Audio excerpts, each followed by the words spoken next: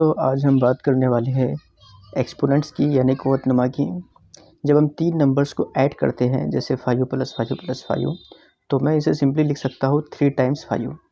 लेकिन क्या होगा जब मैं तीन सेम नंबर्स को मल्टीप्लाई करूँ, जैसे 5 है, इन तीनों को अगर मैं आपस में मल्टीप्लाई करता हूँ 5 × 5 × 5 तो इसे लिखने का भी कोई आसान तरीका होगा। तो जी हाँ, इसे लिखने का एक बहुत ही आसान तरीका है। इसे मैं लिख सकता हूँ 5⁻3। देखिए यहाँ पर जो 5⁻3 मैंने लिखा, जैसे 5³ भी पढ़ा जाता है, यहाँ पर 5 बेस कहलाता है जिसे इसास कहते हैं उर्दू में, और 3 ये कहलाता है एक्सपोनेंट या फिर कुवत। इसे पावर भी कहा जाता है और कभी कभी आप इसे इंडेक्स भी कह सकते हैं। तो ये जो 5⁻3 या 5³ है, इसका एक्सपेंशन क्या होता है, इसका मतलब क्या होता है?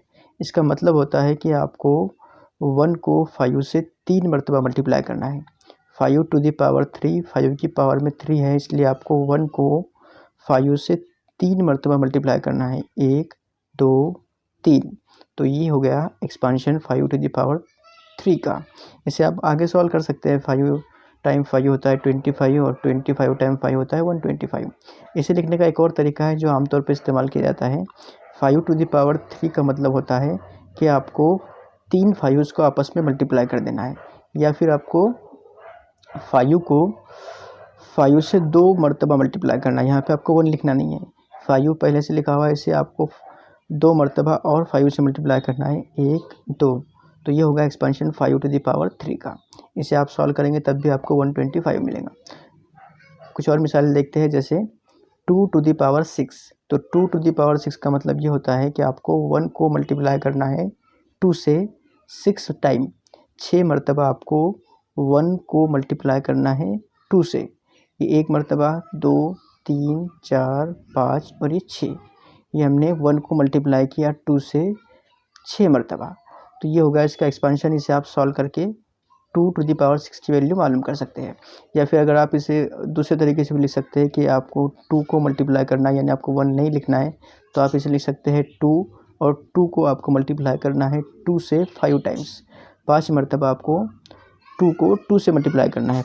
ये 2 पहले से लिखा हुआ है और इसे मैं 5 मरतबा मल्टीप्लाई करूँगा 2 से, तो 1 2 3 4 5। ये भी एक्सपेंशन है 2⁻6 का। एक और देखते हैं 10⁻3 या 10³ तो इसे आपको एक्सपेंड करना है, सिंपली लिखना है। तो इसका मतलब ये है कि आपको 1 को मल्टीप्लाई करना है 10 से 3 मरतबा, 1 2 3। या फिर अगर x⁻6 है तो इसका मतलब भी यही है कि आपको 1 को मल्टीप्लाई करना है x से 6 मरतबा। ये 1 था, 1 को मैंने x से 1 मरतबा मल्टीप्लाई किया, ये 2 मरतबा, ये 3 मरतबा, 4 5 और ये 6। तो ये हो गया x⁻6 का एक्सपेंशन। 10⁻3 में 1 × 10 × 10 × 10 आप इसे सॉल्व करेंगे तो आपको मिलेगा 1000। तो इसके बाद पढ़ते कैसा है, इसे हम ये देखेंगे कि इसे पढ़ते कैसा है। जैसे x की पावर में अगर 2 है तो आपको इसे पढ़ना है x²।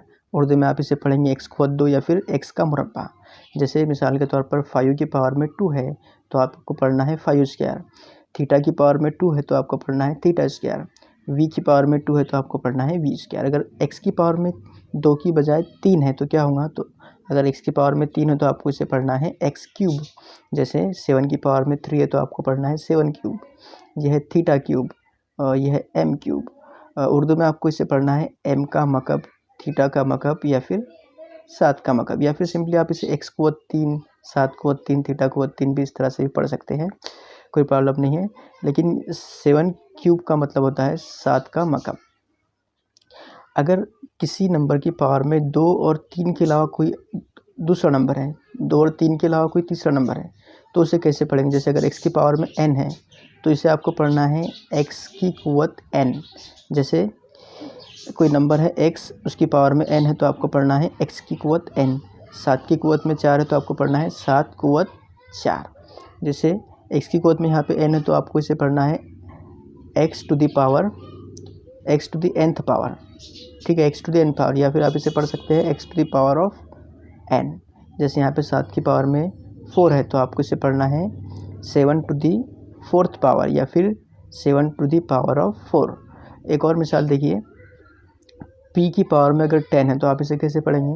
p to the 10th power या फिर p to the power of 10।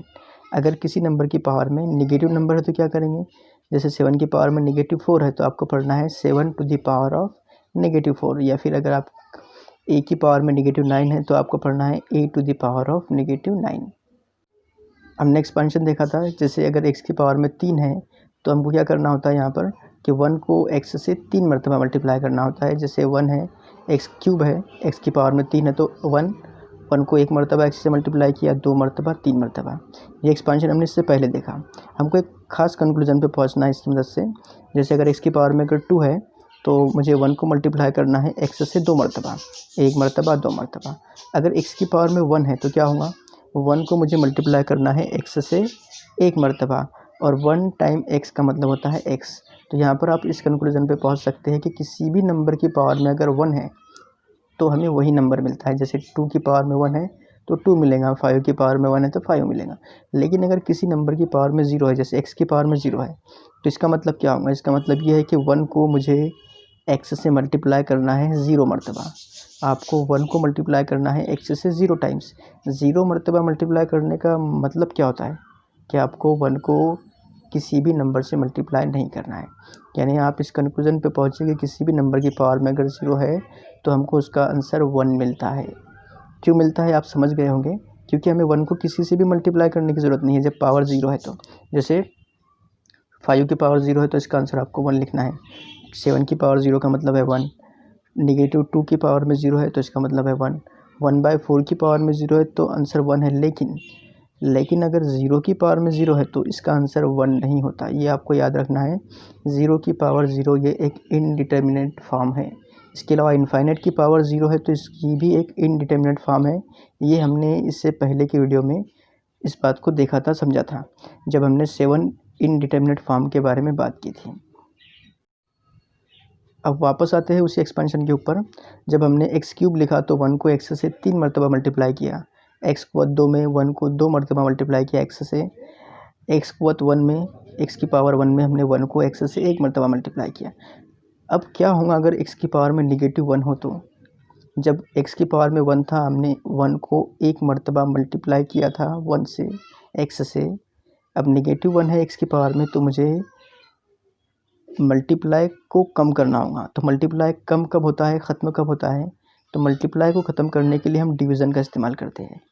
तो जब पावर में -1 है तो मुझे 1 को x से मल्टीप्लाई नहीं करना है, मुझे 1 को x से डिवाइड करना पड़ेगा।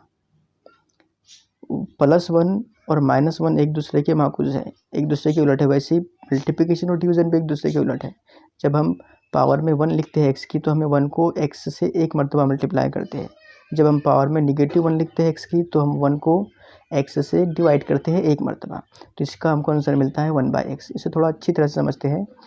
जैसे x की पावर में अगर -2 है तो मुझे 1 को डिवाइड करना है x से 2 मरतबा।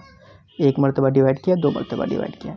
अब इसे आप जब सॉल्व करेंगे तो आपको पता होनी चाहिए ऑर्डर ऑफ ऑपरेशन, जो हमने इससे पहले की वीडियो में देखा था। यहाँ पे डिवीज़न की साइन 2 मरतबा है। तो जब किसी कैलकुलेशन में डिवीज़न की साइन एक ही स्टेप में 2 मरतबा होती है तो हम सबसे पहले लेफ़्ट वाली साइन को सॉल्व करते हैं, लेफ़्ट वाले ऑपरेटर को। यानी हमें पहले 1 को x से डिवाइड करना होगा। हम x को x से डिवाइड नहीं कर सकते, तो इस तरह हमको मिलेगा 1/x डिवाइडेड बाय x। इसे और सिंप्लीफाई करेंगे तो हमको मिलेगा 1/x इंटू 1/x, यानी फाइनली हमको मिलता है 1/x²। अगर x की पावर में -3 है तो क्या होगा, तो जाहिर है कि हमको 1 को डिवाइड करना है x से 3 मरतबा। 1 मरतबा डिवाइड किया, 2 मरतबा डिवाइड किया, 3 मरतबा डिवाइड किया। इसे जब सॉल्व करेंगे तो पहले 1 डिवाइडेड बाय x, 1/x मिलेगा। फिर दोबारा उसे डिवाइड करना है x से, 1/x² मिलेगा। फिर उसे दोबारा x से डिवाइड करना है तो हमको मिलेगा 1/x³। यानी सिंपली आप इस कंक्लूजन पे पहुंच सकते हैं कि जब मुझे x टू द पावर -4 लिखना है तो मैं डायरेक्ट लिख सकता हूँ 1/x टू द पावर 4।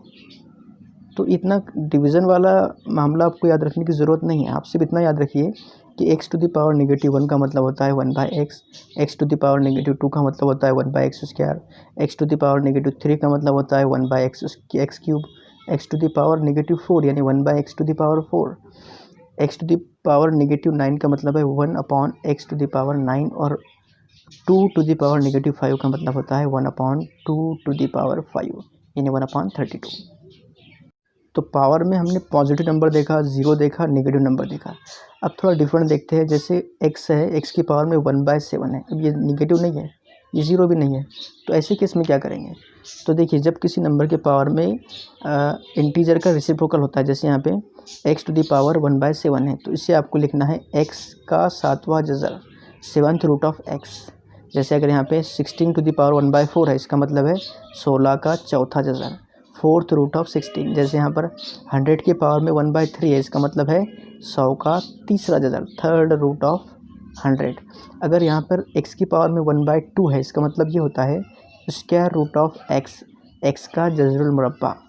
अगर यहाँ पर स्क्वायर रूट ऑफ 25 लिखा हुआ है और इसको आपको पावर में कन्वर्ट करना है, तो आप इसे कन्वर्ट कर सकते हैं 25 टू द पावर 1/2। देखिए, कुछ मिसाल देखते हैं हम। जैसे यहाँ पर 5 टू द पावर 1/5 है, तो इसका मतलब है 5th रूट ऑफ 5। जैसे यहाँ पे लिखा हुआ है 7 to the power 1/7, 2 to the power 1/7, इसका मतलब है 7th रूट ऑफ 2। अगर क्वेश्चन है 125 टू द पावर 1/3, इसका मतलब है 3rd रूट ऑफ 125। अगर लिखा हुआ है 9 टू द पावर 1/2, इसका मतलब है स्क्वायर रूट ऑफ 9। अगर लिखा हुआ है 16 टू द पावर 1/2, इसका मतलब है स्क्वायर रूट ऑफ 16। तो अभी तक की वीडियो में हमने ऑब्जर्व किया कि a की पावर 0 है, तो इसका आंसर 1 मिलता है। शर्त यह है कि a 0 ना हो, a इनफाइनाइट ना हो। इसके बाद a की पावर में अगर 1 है तो हमको वही नंबर मिलता है। अगर a की पावर में नेगेटिव n है, तो इसका मतलब हम लिख सकते हैं 1/a to the power n। ये सब कुव्वतनुमा के उसूल है, ये सब एक्सपोनेंट्स के इंडाइसेस के रूल्स हैं। तो बहुत सारे उसूल इसके अलावा भी है जिन्हें हमें स्टडी करना है, जिसमें पहला आता है इन तीनों के अलावा a to the power n bracket to the power m। इस तरह के केस में हमें बेस को एज इट इज़ लिखकर पावर्स को मल्टीप्लाई कर देना होता है एक दूसरे से। जैसे 5 स्क्वायर ब्रैकेट क्यूब एक क्वेश्चन है, तो यहाँ पर बेस है 5, तो 5 स्क्वायर का पावर 3 है, स्क्वायर का भी पावर है। तो ऐसे केस में मुझे 3 और 2 को मल्टीप्लाई करना होगा 5 की पावर में। 5 एज इट इज़ लिखूँगा और 2 टाइम्स 3, यानी 2 टाइम्स 3 हमको 6 मिलेगा। तो 5 टू द पावर 6 इसका आंसर मिलता है हमको। बाकी हम आगे से एक्सपांड कर सकते हैं, सॉल्व कर सकते हैं। जैसे 7 to the power 4 bracket to the power 5, 7 कुव्वत 4 है और 7 कुव्वत 4 की कुव्वत में 5, यानी यहाँ पर पावर का पावर है, डबल पावर है। तो यहाँ पर हमको फिर वही करना है कि 4 और 5 को मल्टीप्लाई करना है 7 के पावर में। 7 एज इट इज़ लिखेंगे और 7 के पावर में 4 इंटू 5, और 4 टाइम 5 होता है 20। एक और एग्जांपल देखिए, 4 cube bracket to the power -3।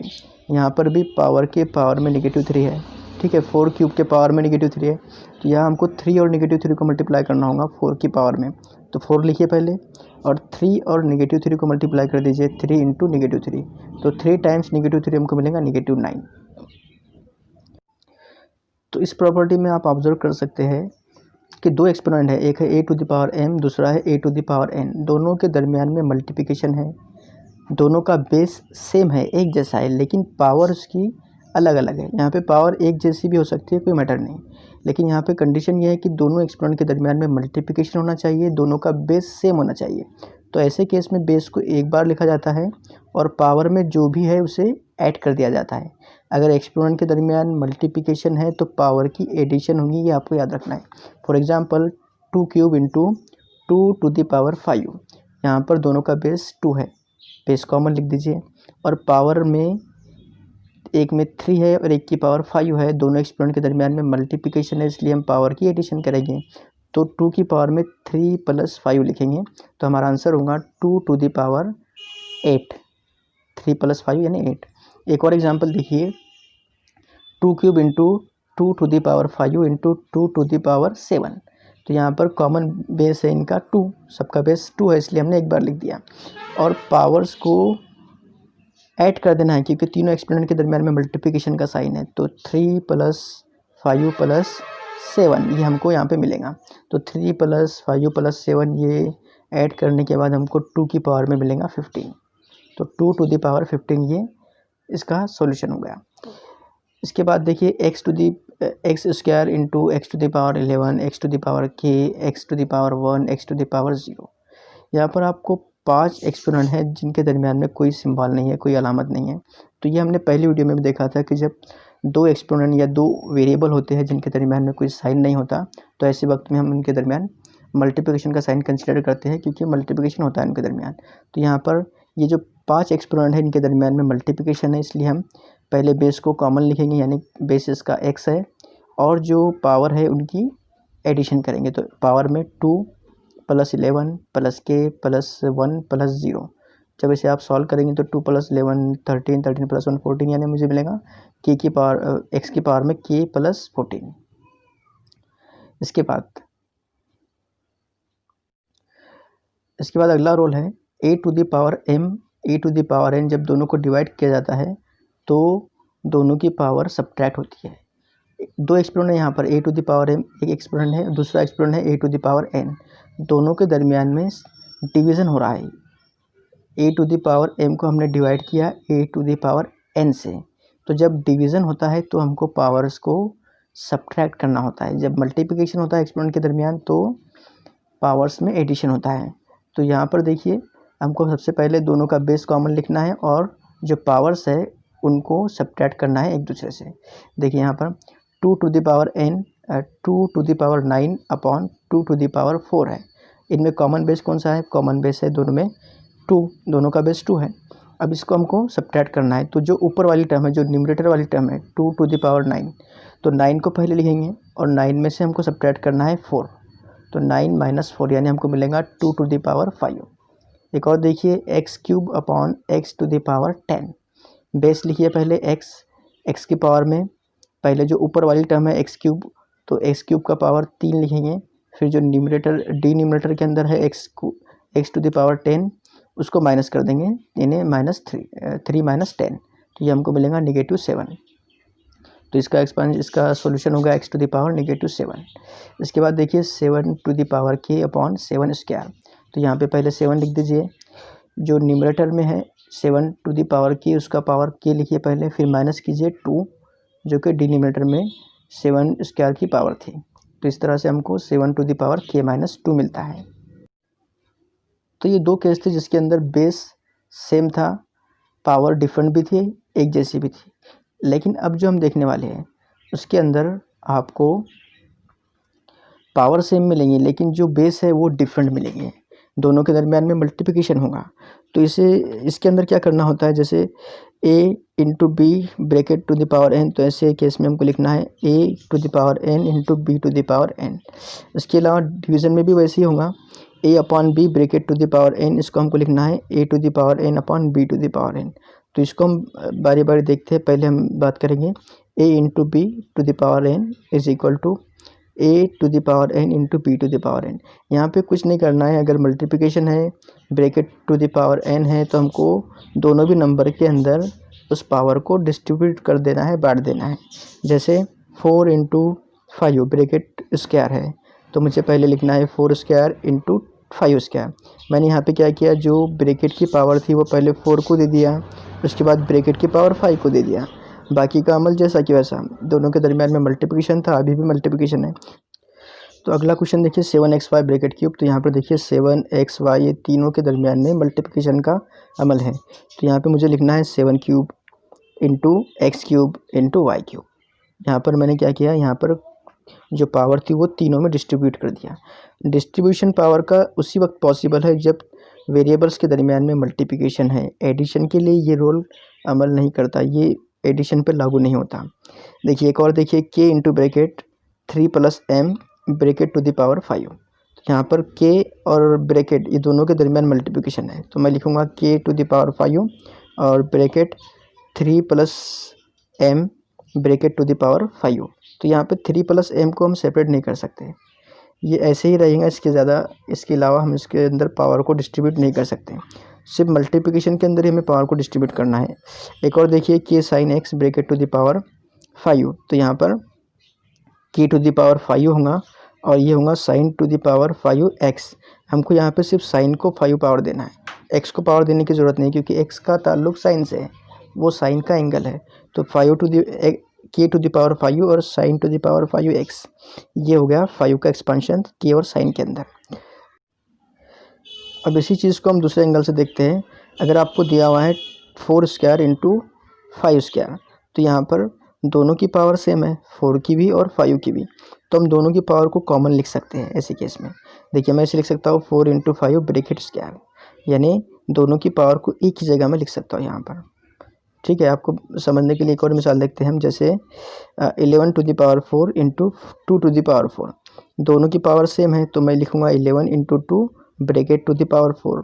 जैसे आप देखिए 3 square into u square into v square, तो यहाँ पर आप लिखिए 3 और ब्रैकेट स्क्वायर, तीनों की पावर को आप कॉमन निकाल के ब्रैकेट में लिख दीजिए, ब्रैकेट टू द पावर। जैसे x to the power 5 10 to the power 5, तो इसको आप लिख सकते हैं x into 10 bracket to the power 5। इसके बाद आता है डिवीज़न वाला मामला, a upon b bracket to the power n, तो यहाँ पे मैं लिख सकता हूँ a to the power n upon b to the power n। जैसे मिसाल के तौर पर 4/5 ब्रैकेट टू द पावर 7 है, तो आप इसे लिखिए 4/5, और जो 7 है, जो ब्रैकेट टू द पावर 7 है, वो आप दोनों में डिस्ट्रीब्यूट कर दीजिए, जैसे 4 टू द पावर 7 और 5 टू द पावर 7। एक और मिसाल देखिए 1/2 ब्रैकेट टू द पावर 10 है, तो आप इसे लिख सकते हैं 1/2 टू द पावर 10, क्योंकि 1 की पावर में अगर 10 है तो इसका आंसर आपको 1 ही मिलेगा, इसलिए 1/2 टू द पावर 10 आपको लिखना है। x/2 क्यूब है, तो यहाँ पर भी आप लिखिए x³ क्यूब। एक और देखिए sin x upon 10x bracket cube, तो इसे आप लिखिए sin³ अपॉन 10³ इसके अलावा अगर डिस्ट्रीब्यूट पहले से किया हुआ है और उसे आप कॉमन भी लिख सकते हैं, जैसे यहाँ पर 5³ अपॉन 2³ है, दोनों की पावर सेम है, तो आप इससे 5/2 ब्रैकेट क्यूब लिख सकते हैं। जैसे 1/5 क्यूब है, तो आप इसे लिख सकते हैं 1/5 ब्रैकेट क्यूब। इसके अलावा sine square x upon x square है, sine square x upon x square, यहाँ पे साइन की पावर भी 2 है और x की पावर भी 2 है, और साइन स्क्वायर एक्स स्क्वायर दोनों के दरमियान डिवीज़न है, तो आप दोनों की पावर को कॉमन निकाल सकते हैं। इसे आप लिख सकते हैं sine x upon x bracket square. जैसे यहाँ पे है 10 square x upon x square, तो यहाँ पर 10 और x दोनों की पावर में x है, दोनों का पावर बिल्कुल सेम है, तो आप इसे कॉमन निकाल सकते हैं। लिखिए इसे 10x upon x bracket square.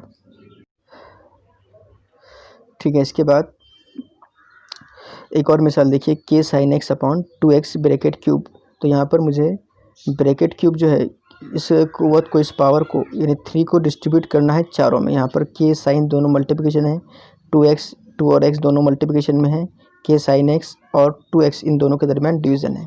तो सबसे पहले हम डिवीज़न कर लेते हैं, k sin x इसकी पावर में 3 और डिवीज़न में 2x इसकी पावर में 3। फिर दोनों को डिस्ट्रीब्यूट भी कर सकते हैं, जैसे k³ इंटू sin³ x और 2³ और x³। इसे आप डायरेक्ट भी लिख सकते हैं, जैसे अगर आपको समझ में आता होगा तो k³ into sin³ upon 2³ into x³, इसे आप इसे सिंप्लीफाइड कर सकते हैं। चलिए इसके बाद में आता है a upon b bracket to the power -n।